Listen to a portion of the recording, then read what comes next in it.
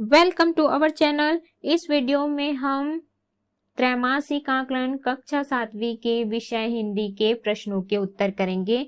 उससे पहले अगर आपने हमारे चैनल को अभी तक सब्सक्राइब नहीं किया है तो जल्दी से सब्सक्राइब कर लीजिए और इस वीडियो को लाइक कर अपने फ्रेंड्स को जरूर शेयर करें। तो चलिए शुरू करते हैं। सबसे पहले है वस्तुनिष्ठ प्रश्न। पहला, विलोम शब्द लिखिए। अवनति, इसका हो जाएगा उन्नति। भूत, इसका विलोम है वर्तमान। दूसरा है मुहावरों के अर्थ लिखिए। पहला, आंखें गड़ाना, एकटक देखना।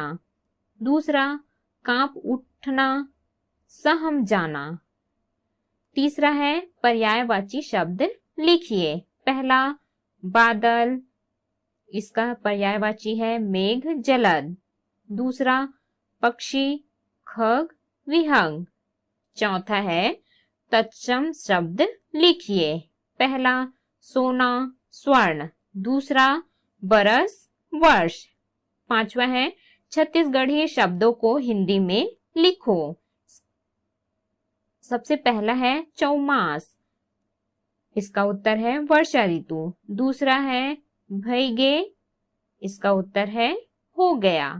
छठवां है एक शब्द में उत्तर दो। पहला, जो सब जगह व्याप्त है, सर्वव्यापी। दूसरा, रास्ता चलने वाला, राहगीर। अगला है अति लघु उत्तरीय प्रश्न। प्रश्न 7वां, नन्हे बच्चे मौसी का दामन कब छोड़ते थे? इसका उत्तर है बच्चे जब बड़े होकर मिडिल स्कूल में जाने लगते तो मौसी का दामन छोड़ देते थे। प्रश्न 8वां है कवि देश के लिए अपना सर्वस्व न्यौछावर क्यों करना चाहता है? इसका उत्तर है कवि देश के लिए अपना सर्वस्व इसलिए न्यौछावर करना चाहता है क्योंकि उस पर देश का बहुत ऋण है। अगला है प्रश्न, दरबारियों को भ्रष्टाचार क्यों दिखाई नहीं पड़ रहा था? इसका उत्तर है दरबारियों को भ्रष्टाचार इसलिए दिखाई नहीं पड़ रहा था क्योंकि दरबार के अधिकारी व कर्मचारी स्वयं भ्रष्ट थे, वे घूस लेकर काम करते थे। प्रश्न 10वां है शक्ति सिंह कौन था? उसने क्या प्रतिज्ञा की थी? इसका उत्तर है शक्ति सिंह महाराणा प्रताप का छोटा भाई था और उसने प्रताप के प्राण लेकर ही रहूंगा ऐसी प्रतिज्ञा की थी।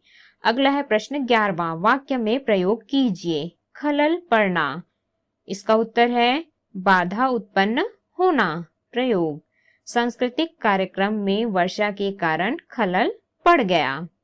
अगला है लघु उत्तरी प्रश्न। प्रश्न 12वां, रेल से सफर करती बुजुर्ग महिला मुट्ठी से बाहर क्या बिखेर रही थी और क्यों? इसका उत्तर है रेल से सफर करती बुजुर्ग महिला मुट्ठी से बाहर सुंदर फूलों और फलों के बीज बिखेर रही थी क्योंकि यदि उनमें से कुछ बीज अगर जड़ पकड़ ले तो लोगों को उनसे लाभ होगा। अगला है प्रश्न, साधु ने राजा को भ्रष्टाचार के बारे में क्या बतलाया? इसका उत्तर है साधु ने राजा को भ्रष्टाचार के बारे में बताया कि सदाचार या भ्रष्टाचार मनुष्य की आत्मा से होता है, बाहर से नहीं होता। आत्मा की पुकार के अनुसार ही आदमी काम करता है। अगला है प्रश्न, हमारे देश अथवा राज्य में भ्रष्टाचार फैलने के क्या कारण आपको प्रतीत होते हैं? इसका उत्तर है हमारे देश में भ्रष्टाचार फैलने का मुख्य कारण निर्धनता व मानवीय मूल्यों में कमी आना है। आज ईमानदारी सत्यनिष्ठा केवल कल्पना की बातें हो गई है। अगला है दीर्घ उत्तरी प्रश्न, अपनी माँ और राष्ट्रमाता में आपको क्या फर्क लगता है? इसका उत्तर है माँ हमें जन्म देती है अतः वह हमारे लिए पूजनीय है, किंतु जिस मिट्टी में रहकर हमारा पालन पोषण होता है, हम उत्तरोत्तर उन्नति करते हैं, वह हमारी मातृभूमि का हम पर उपकार है। अतः माँ से भी ज्यादा हमारी राष्ट्रमाता या मातृभूमि हमारे लिए पूजनीय है। दोनों के प्रति अपने कर्तव्यों का पालन करना हमारा धर्म है, किंतु मातृभूमि के सम्मान की रक्षा करना हमारा सर्वोपरि धर्म है।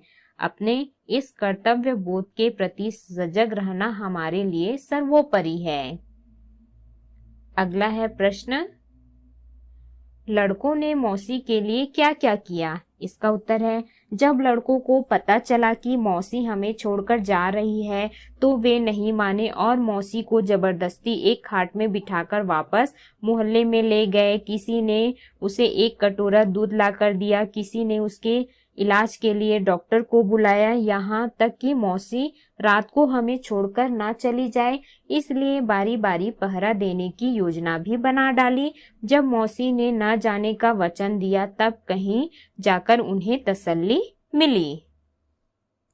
अथवा 3 दिनों की छुट्टी के लिए अपने प्रधान अध्यापक को छुट्टी के लिए आवेदन पत्र लिखिए।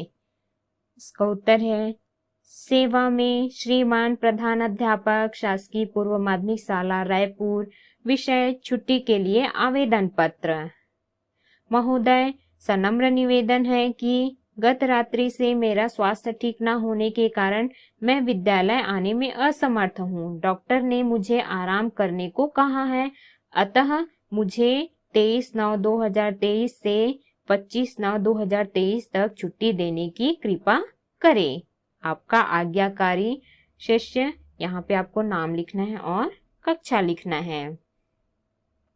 अगला है प्रश्न 17वां। निम्न में से एक पर निबंध लिखिए। पहला दीपावली, दूसरा स्वतंत्रता दिवस, तीसरा है मेरी पाठशाला। तो इसका उत्तर है, पहला है दीपावली। प्रस्तावना। भारतवर्ष त्योहारों का देश है। यहाँ समय समय पर अनेक त्योहार आयोजित होते रहते हैं, जैसे होली, दीपावली, ईद, क्रिसमस आदि। इन त्योहारों में सर्वाधिक महत्वपूर्ण त्योहार है दीपावली। दीपावली का शाब्दिक अर्थ है दीपों की अवली या माला। दीपावली दीपों का पर्व है, प्रकाश का पर्व है, अंधकार से प्रकाश और मृत्यु से अमरता की ओर जाने का पर्व है। कब और क्यों मनाई जाती है? दीपावली का पर्व हर वर्ष कार्तिक अमावस्या को मनाया जाता है। अमावस्या के घोर अंधकार में दीपों की माला बड़ी सुंदर लगती है। हिंदू मान्यता के अनुसार इस दिन भगवान श्री राम दैत्यराज रावण का वध कर सीता और लक्ष्मण सहित अयोध्या पधारे थे। तब अयोध्या वासियों ने दीप जलाकर उनका स्वागत किया था। तब से अब तक यह पर्व पूरे भारत में धूमधाम से मनाया जाता है। अगला है तैयारी और मनाना। इस त्योहार की तैयारी महीने भर पहले आरंभ हो जाती है। लोग अपने अपने घरों की साफ सफाई करते हैं, रंग रोगन कराते हैं। यह त्योहार 5 दिनों का होता है। पहले दिन धनतेरस, इस दिन 13 दीप जलाए जाते हैं। दूसरे दिन नरक चौदस, इस दिन 14 दिए जलाए जाते हैं। तीसरे दिन दीपावली, इस दिन असंख्य दिए जलाए जाते हैं तथा लक्ष्मी व गणेश की पूजा कर एक दूसरे के घर प्रसाद मिठाई बांटते हैं। बच्चे पटाखे फुलझड़ियां जलाते हैं। चारों ओर आनंद ही आनंद होता है। चौथे दिन गोवर्धन पूजा की जाती है। 5वें दिन भाई दूज होता है। इस दिन बहनें अपने भाई की रक्षा के लिए व्रत रखती हैं और यम देवता की पूजा करती हैं। इस त्योहार में कुछ बुराइयां भी दिखने लगी हैं। बहुत से लोग इस अवसर पर जुआ खेलते हैं, शराब पीते हैं, मांस खाते हैं। इस प्रकार की प्रवृत्तियां समाज के हित में नहीं है और हमें इनसे दूर रहने का सतत प्रयत्न करना चाहिए। संदेश। दीपावली दीपों का पर्व है और दीप प्रकाश, त्याग, सेवा और समर्पण का प्रतीक है। यह पर्व हमें यह संदेश देता है कि हम अज्ञानता से ज्ञान की ओर जाएं, अंधकार से प्रकाश की ओर जाएं, मृत्यु से अमरता की ओर जाएं। ओम अस्तो मां सद्गमय, तमसो मां ज्योतिर्गमय, मृत्योर्मां अमृत गमय। यही दीपावली का पावन संदेश है। तो इस प्रकार से हमने प्रश्नों के उत्तर किए।